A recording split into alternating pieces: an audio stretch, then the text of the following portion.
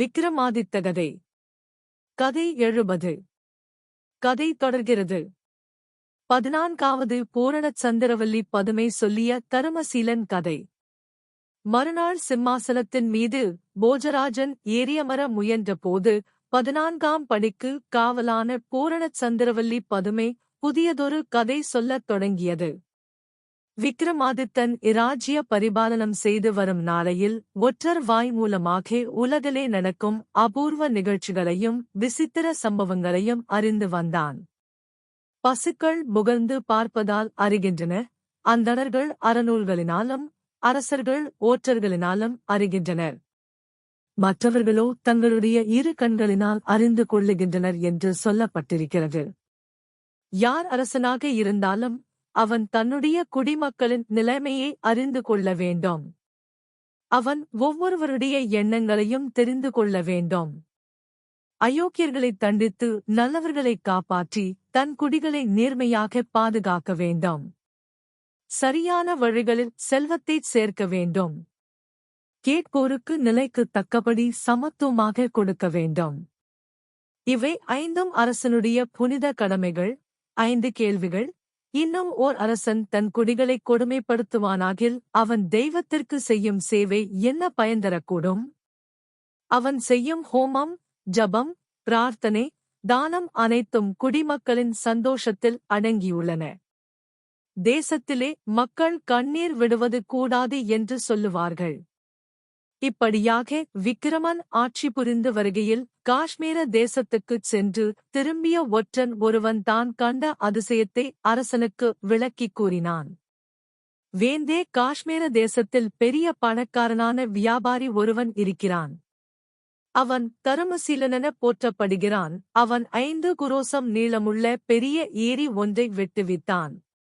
இரவு பகற் பாராமல் ஆயிரக்கணக்கான ஆட்கள் ஏரி வெட்டுவதில் முனைந்தனர். ஏரியின் நடுவே நீரில் சயனித்திருக்கும் நாராயணனுக்கு பெரிய ஆலயம் ஒன்றை எழுப்பித்தான். வேலைகள் முடிவடைந்தன. ஆனால் ஏரியில் சொட்டு தண்ணீர் கூட வரவில்லை. அத்தனை கஷ்டப்பட்டும் ஏரியில் தண்ணீர் வரவில்லை.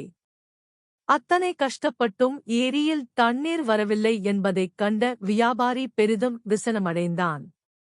தான் இறங்கியுள்ள காரியத்தில் ஏதோ தவறு ஏற்பட்டுள்ளதென்றும் அதன் காரணமாகவே தண்ணீர் வரவில்லை என்றும் அவனுக்குத் தோன்றியது. உடனே அறிஞர்களை வரவழைத்து வருண பகவானை உத்தேசித்து அபிஷேகம் முதலிய 4 வித ஹபன ஹோமங்களை நடப்பித்தான். தண்ணீர் ஏரியில் பாய்ந்தாலும் அது நிற்பதில்லை, வறண்டு மறைந்துவிடும். இதனால் அளவில்லாத விசனமடைந்த அவன் தினமும் ஏரிக்கரையில் உட்கார்ந்து என்ன கஷ்டம்! எவ்வளவோ கடுமையாக செலவையும் பாராமல் நான் செய்தது வீணாகிப் போய்விட்டதே, எந்த விதத்தில் ஏரியில் தண்ணீர் வரப்போகிறது என்று பிரலாபிப்பான். ஒருநாள் வழக்கம் போல் ஏரிக்கரையில் அமர்ந்து வருத்தத்தோடு அவன் பிரலாபித்துக் கொண்டிருக்கையில் வானிலே அசரீரி வாக்கு கேட்டது. வியாபாரியே, ஏன் வருத்தப்படுகிறாய்? 32 லட்சணங்களும் பொருந்திய யுவன் ஒருவனுடைய கழுத்திலிருந்து பெருகும் இரத்தமானது ஏரியில் விழுந்தால் புனிதமான நீர் ஊற்றலுக்கும் அதல்லாமல் வேறு எதைச் செய்தாலும் பலன் இல்லை. இதைக் கேட்ட வியாபாரி மனம் தளர்ந்துவிட்டான். 32 லட்சணங்களும் பொருந்திய இளைஞன் உயிரைத் தியாகம் செய்ய முன் வருவானா? இருந்தாலும் பரிகாரத்தைத் தெரிவித்த தெய்வம் அதற்கு வேண்டிய ஆளையும் கொண்டு வந்து சேர்ப்பிக்கும் என்று நம்பிக்கையின் பேரில் ஏரிக்கரையிலேயே பெரிய சத்திரம் ஒன்ற கட்டுவித்தான். சுற்றுவட்டார பிரதேசங்களிலிருக்கும் ஜனங்கள் அங்கு சாப்பிட வந்து குவிந்தனர். தினமும் 100கணக்கான மக்கள் உணவருந்தி சென்றனர். அச்சத்திரத்திற்கு நியமிக்கப்பட்டிருந்த அதிகாரிகள் அவர் முன்னிலையில் வியாபாரியின் செய்தியை பிரகடனம் செய்வார்கள். எவனொருவன் தன் கழுத்திலிருந்து பெருகும் இரத்தத்தினால் ஏரியை நனைத்து புனித நீரை வரவழைக்கிறானோ அவனுக்கு 100 பாரம் நிறையுள்ள தங்கம் அளிக்கப்படும் என்று வியாபாரின் செய்தியை அவர்கள் கேட்டனரே அன்றி ஒருவராவது அந்த வீரத்தியாகம் செய்ய முன் வரவில்லை. வேந்தே, இதுதான் நான் காஷ்மீர் தேசத்தில் கண்ட அதிசயம். கவலையே உருவாகி உட்கார்ந்திருக்கும் வியாபாரியைக் கண்டால் எப்பேற்பட்ட கல் நெஞ்சனும் இளகிவிடுவான் என்றான் ஒற்றன். அரசன் அந்தக் கணமே ஒற்றனை அழைத்துக் கொண்டு காஷ்மீரத்துக்குச் சென்றான். தண்ணீரில்லாத பரந்த கிடக்கும் ஏரியையும் அதனடுவே ஜலசேனப் பெருமாளான நாராயணனின் அழகிய ஆலயத்தையும் கண்ட அரசன் மெய்மறந்து போனான். என்னுடைய கழுத்திலிருந்து பெருகும் இரத்தத்தினால் ஏரியை நனைத்தால் ஏரி நிரம்ப தண்ணீர் உண்டாகும். எல்லா ஜனங்களும் உபயோகமாகக் கூடிய காரியம் இது. என் உடல் 100 வருஷங்கள் வரை வாழ்ந்தாலும் கடைசியில் அழிந்து போகக்கூடியது அன்றோ? ஆகவே பெரும் அறிவாளி தன்னுடைய நலத்துக்காக வாழமாட்டான். பிறருடைய நலத்துக்காகவே தன் உடலையும் தியாகம் செய்வான். ஒருவன் 100 சரத்காலம் வரை வாழ்ந்தாலும் கடைசியில் படுக்கையில் படுத்திருத்தாவது சாவை அடைய வேண்டும். சீக்கிரத்தில் அழிவை அடையக்கூடிய தங்களுடைய தேக விஷயத்தில் சுய நலத்தைக் கொள்ளாதவர்களை உலகத்தின் விளக்கு என்று சொல்லலாம். சதை பிண்டத்தாலான இத்தேக கூடை எப்போது பார்த்தாலும் வியாதிக்கும் வருத்தத்திற்கும் இருப்பிடம்தான். எப்போதும் சாவின் சமீபத்திலேயே இருக்கிறது.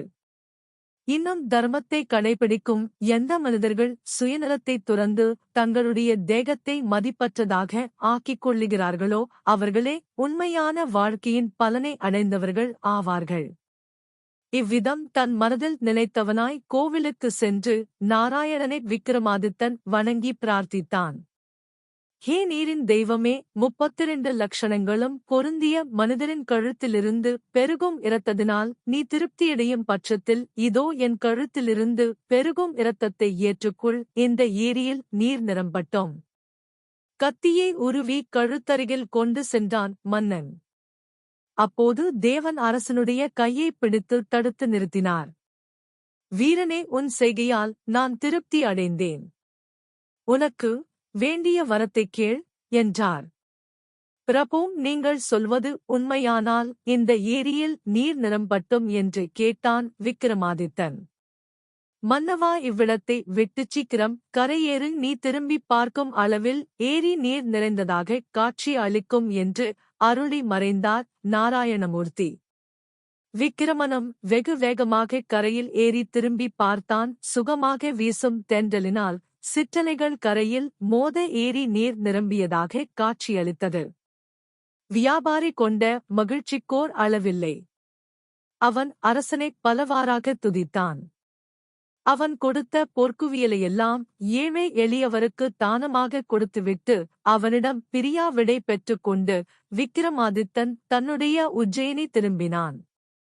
இவ்வாறு கதை சொல்லி முடித்த பதுமை கேட்டீரா போஜராஜரே? இந்த தியாகத்தன்மை உம்மிடம் இருக்கிறதா என்றது. அப்பொழுது அந்தி சாய்ந்து விட்டதால் போஜராஜன் மௌனமாக சிம்மாசன படிகளை விட்டிறங்கி தன் அந்தப்புறம் நோக்கிச் சென்று விட்டான்.